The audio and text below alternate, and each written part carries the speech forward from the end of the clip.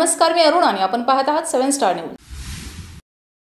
सांगली लोकसभा मतदारसंघात महायुतीचे उमेदवार संजय काका पाटील यांचा प्रचार सुरू आहे। कार्यकर्ते आपापल्या परीने प्रयत्न करत आहेत। आता पालकमंत्री सुरेश खाडे संजय काकांच्या प्रचारासाठी रिंगणात आले आहेत।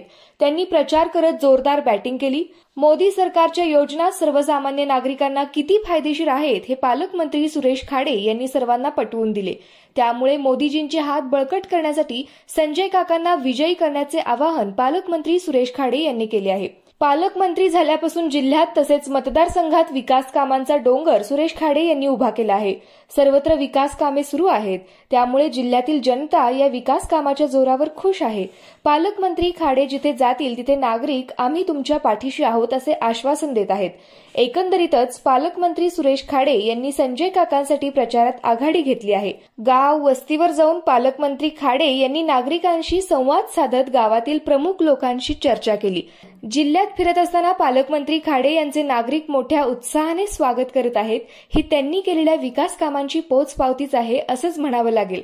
त्यामुळे पुन्हा एकदा संजय काका निवडून येतील आणि नरेंद्र मोदी पंतप्रधान होतील असा विश्वास सुरेश खाडे यांना आहे। Sunil Patil, 7 star news, Miraj.